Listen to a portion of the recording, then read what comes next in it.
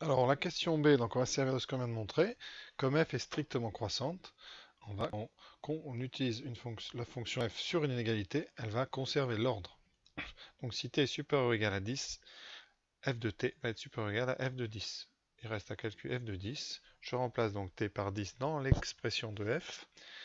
Vous avez un exponentiel moins ln de 5 qui apparaît. Donc, eh bien, pour le faire, on enlève le moins en faisant passer l'exponentiel de ln de 5 au dénominateur. Et vous avez un exponentiel qui est ln qui se succède ici, qui fait que les effets se compensent. Et donc, ça va laisser un 5. Et donc, vous avez 100 moins 75 sur 5 égale 100 moins 15 égale 85. Donc, quel que soit t supérieur ou égal à 10, f de t sera plus grand ou égal à 85. Voilà. Donc, je rappelle bien que quel que soit x positif, un exponentiel de ln de grand X est égal à grand X. Voilà. Et si vous prenez, alors je prends une deuxième lettre, un Z, si vous prenez ln de exponentielle X, là, elle peut être peut être quelconque, puisque l'exponentielle est définie sur R. Donc il y a une petite différence, hein. Le domaine n'est pas du tout le même. Nous, on utilise la première ici. Donc x doit être strictement positif, ce qui est le cas de 5. Voilà, passons à la question 2. Alors, tout d'abord, on nous parle d'un domaine, donc on va le repérer sur le dessin. Donc il est entre la verticale T10, donc ici, voilà, cette verticale-là. Ensuite, la verticale T égale θ. Donc, pour la question 1, on parle de A25, donc je vais la mettre en 25. Voilà, ça c'est. Donc T égale 25, T égale 10. Entre la droite Y égale 85, qui est ici, elle est déjà tracée en pointillé, et la courbe. Voilà, donc le domaine, hein, c'est le domaine qui est ici. Alors je vais vous l'assurer, puis après, voilà, c'est ce domaine-là qui vous intéresse. D'accord?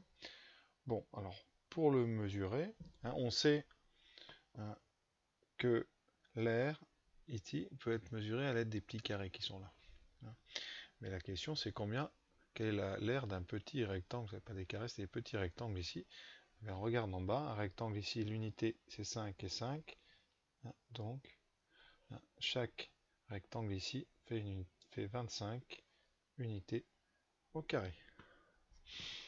Voilà, unité d'air. UA, pour ceux qui ont l'habitude. Voilà. Bon, bah nous, on va regarder combien dans notre petite zone nous avons de rectangles du même type. Donc, nous en avons.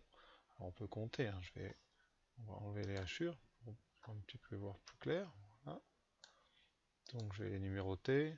On avait un entier, un deuxième entier, un troisième entier. Donc, on a au moins 75. Et on a un troisième qui est à 90%, qui va être complété par. Donc, on a au moins 4 grands rectangles, c'est-à-dire au moins 100. Donc on va largement dépasser 80. Voilà, donc on nous parle d'un domaine A, θ, donc on va d'abord bien le repérer. Donc hein, j'ai indiqué, donc les deux verticales t égale 10, t égale 25 que j'ai mis là. Hein. Pour θ, ben, on fera varier cette verticale, hein. Je l'ai placé en 25 parce que dans la question on nous parle de A25. Donc ensuite vous avez l'horizontale y égale 85 et la courbe bleue qui se situe au-dessus. Alors on sait qu'elle est au-dessus, c'est pas la peine de démontrer, c'était la question 1b, puisque quand t est plus grand que 10, f de t va être au-dessus de 85. Donc cette aire-là, on va la mesurer, évidemment. Voilà, donc l'idée c'est de mesurer approximativement cette surface, hein, en regardant. Donc qu'est-ce qu'on peut connaître? Eh bien, vous avez des petits rectangles tracés un petit peu partout. On va, évidemment, il faudrait savoir l'aire d'un de ces rectangles. Donc je l'ai tracé en bas, c'est un rectangle de 5 unités horizontales et de 5 unités verticales. Donc, c'est un rectangle de 25 unités d'air. Qu'on ne connaît pas, ça dépendra de l'échelle de votre dessin, mais on dit 25 unités d'air.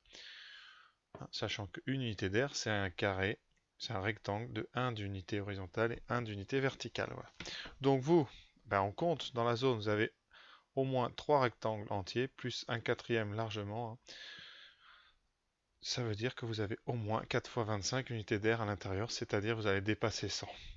Donc on est sûr que l'air est supérieur strictement à 80. Voilà, ensuite, donc on va faire le lien entre l'aire et l'intégrale. Vous savez que hein, l'aire entre deux courbes, hein, si une courbe est plus haute que l'autre, ici la courbe correspondant à f est plus haute que la courbe correspondant à 85, et bien l'aire du domaine compris entre les deux courbes, c'est l'intégrale de a à b, ici la plus petite valeur 10 jusqu'à θ, la deuxième, de la soustraction des deux en commençant par la plus grande. Donc c'est l'intégrale de 10 à θ de f de t moins 85.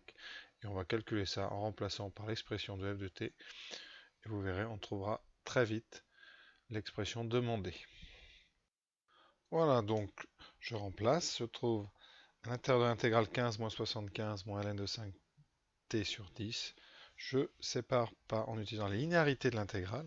Sur un segment fermé, on peut séparer l'intégrale en deux.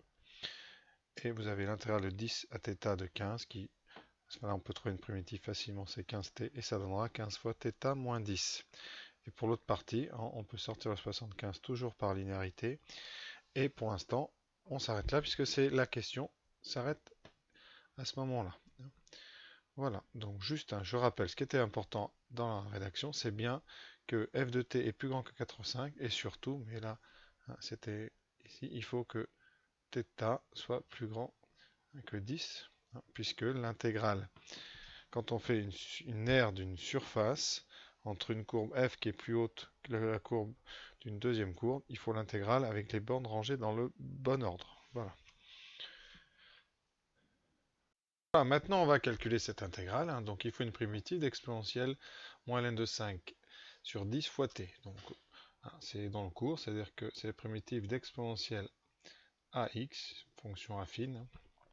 Eh bien, cette primitive-là, on le connaît, c'est exponentielle de ax sur a, évidemment avec a différente de 0. Donc je vais l'appliquer ici, vous voyez, et j'obtiens exponentielle moins ln de 5 t sur 10 divisé par moins ln de 5 sur 10. Voilà, j'ai plus qu'à remplacer par θ et par 10, et là, la grosse partie de l'intégrale. Voilà, donc on fait tous les calculs. Donc l'air c'est 150 fois 20 moins 10, et on prend pour θ égale 20.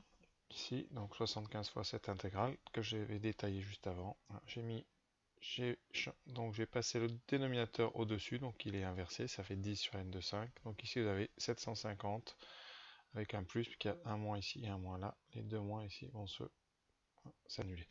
Voilà. Et à l'intérieur, je remplace t par 20, puis t par 10, j'obtiens ceci. À l'intérieur donc, des deux exponentielles, j'ai moins 2n de 5 et moins n de 5, donc je vais doucement, mais doucement. Le moins, c'est donc l'inversion, donc 1 sur exponentielle, voilà, pour les deux. Le deuxième, vous avez exponentielle de 5, on en a déjà parlé, ça fait un cinquième ici. Et pour l'autre, vous avez un 2 qu'on va rentrer sous forme d'un carré, et donc c'est l'inverse de 25. Donc j'ai plus de place, j'aurais repassé en haut.